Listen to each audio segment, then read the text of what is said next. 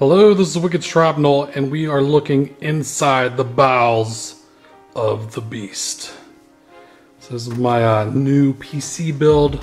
Not everything was bought brand new just now. Like, I just got the GTX Titan X not too long ago, so I transferred that over. And power supply came over. I guess that's about it. But everything else is new. It's mostly a new build, and it's 5960X CPU, quad or octo-core, 8 cores, and the super beast, the Noctua D15 air cooling, which is just as efficient, if not more efficient, than most liquid cooling systems. And you can see on my case on the bottom there, there's space for some hard drives. I don't have any hard drives there. I don't have any little 2.5-inch SSDs. What I do have is that beauty. Here, let me line up the camera, see if I can get focused. Zoom in. That's it. Intel SSD 750. This is a PCIe SSD. Fastest ever. It's supposed to get 2.4 gigabits per second write and like 1.2 gigabits per second read. So that is pretty crazy. NVMe. Overpowered, so overpowered. And underneath you can't really see the RAM. I'm sorry I didn't do a step-by-step build on this because you can't see a lot of the stuff in there.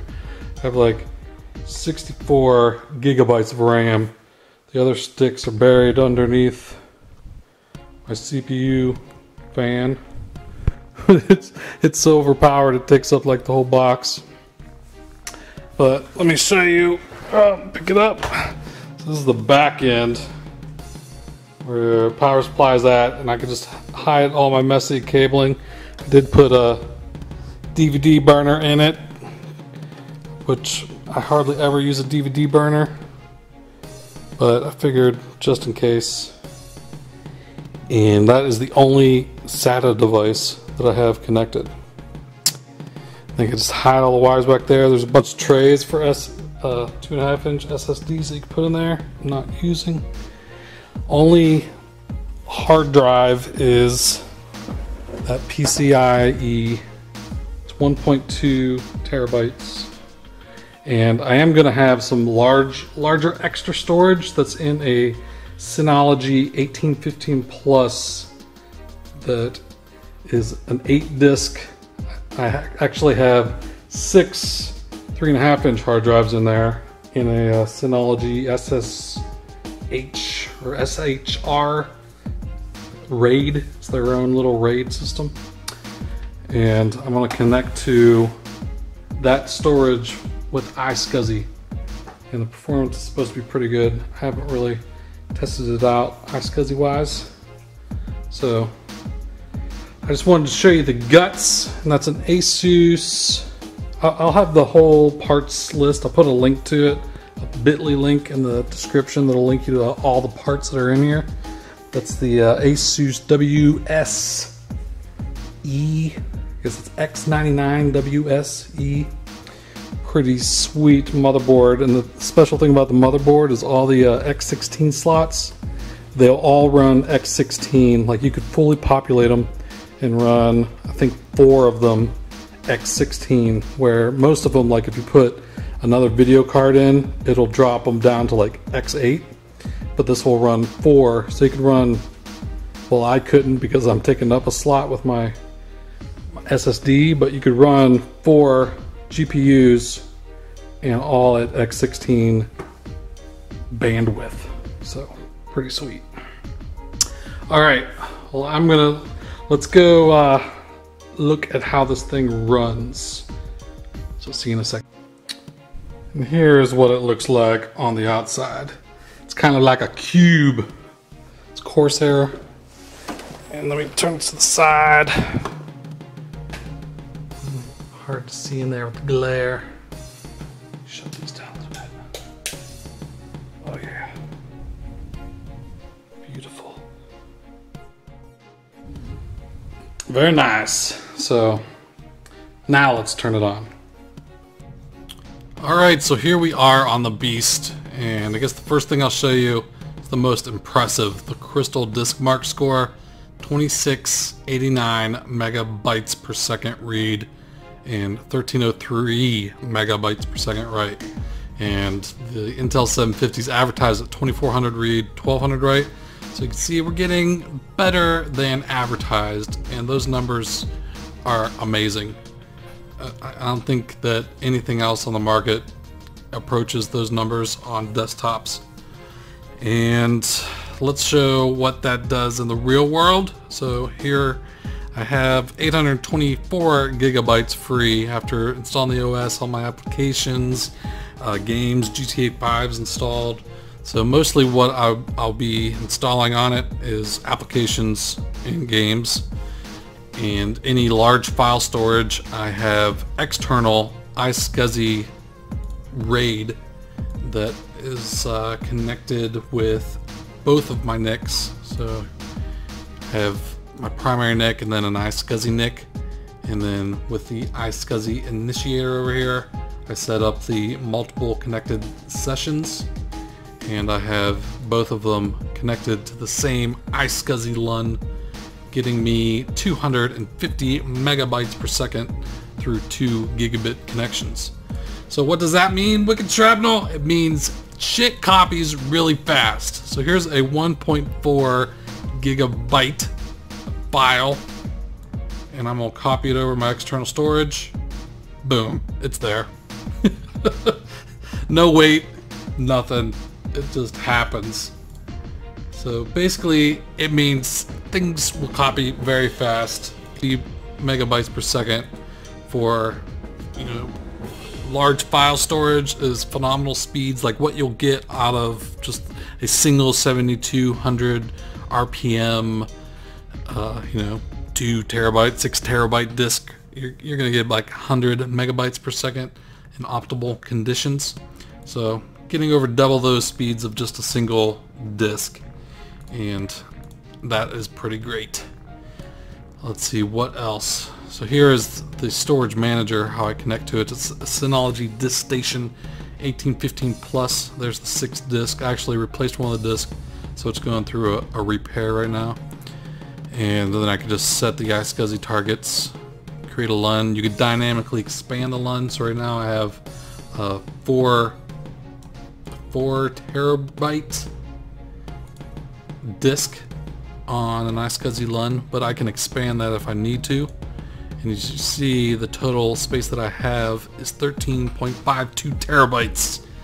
So I can expand that iSCSI LUN up to 13 terabytes because it's also thin provisioned, which means the iSCSI disk is not taking up all of that space. Like if I claim 4 terabytes, it doesn't take 4 terabytes away from using it for other things. So I can actually have this be 13 terabytes and still have file shares and everything. Then provisioning means it kind of just tricks the OS into thinking it has that amount available, which it does, but it doesn't claim it all. So you could still use it for other things and share that storage with like file shares and other things on the disk station. So it's pretty cool. And let's see what else. Oh yes, so I have on this disk station, I have all 4 NICs teamed together in a 4000 megabits per second connection. So that'll get me like 500 megabytes throughput to the disk station. And since I only had 2 NICs, that's on my PC, that's all I could really use, or I could get even faster throughput. But 250 is not bad from my PC. Let's see, what else can I show you? I did do some overclocking, and the 5-way optimization through the ASUS software is actually pretty good. It'll go through and it'll do go through per core and set the power and the different multipliers and stuff on the CPU. And when I did it, it had me go up to, I think, 4400 megahertz. That's what I was running at overclocked. But when I run it that high, then my fans kick on a lot, and I'd rather just have a completely silent system, not overclock it to the max, because it's plenty fast as it is. So let me show you what it sounds like if my fans are actually just here full speed. If you start kicking the fans on, it sounds like a jet taking off. So I have 3000 RPM fans, which are great for cooling things down, but I would rather just run a nice silent system. You know, if I'm playing games or doing a commentary, I don't want those fans revving up that high in the background. So extreme overclocking is really not for me. This is plenty fast enough, even just slightly overclocked. 6% is overclock is plenty for me, and my fans hardly ever kick on, even when I was like playing GTA. Still fast. So what else can I show you? That's the main things. I guess when I do rendering videos, like here's a 5-minute video. I think this one's on 720p, but I mainly use the SVRT in PowerDirector 13. So here's a 5-minute video, and it takes me 5 seconds to render a 5-minute video. So about 1 second per minute of video. Here's the video that just rendered out.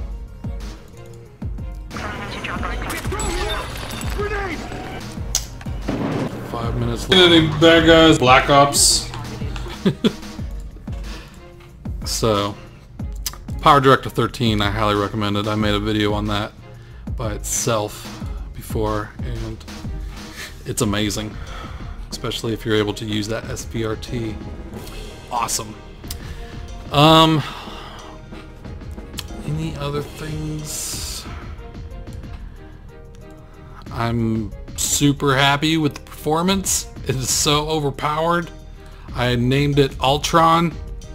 Hopefully it does not become self-aware and try to take over the universe. 64 gigabytes of memory, more memory than I'll ever need. I might actually run like some virtual machines on here, so I could run like different operating systems just to play around, and having all that extra memory will definitely come in handy if you're going to run virtual machines. But like right now I'm using 9% of my memory. I got plenty. This system will definitely last me for a long time. It had been since almost like 4 years, I think, since I built my last PC, so it should definitely last that long, if not longer. And I'll probably upgrade things incrementally over the years as well. I guess that's really... I didn't run any benchmarks, but just from real world performance of things that I do, everything's happening super fast, and I really don't care what a benchmark number says.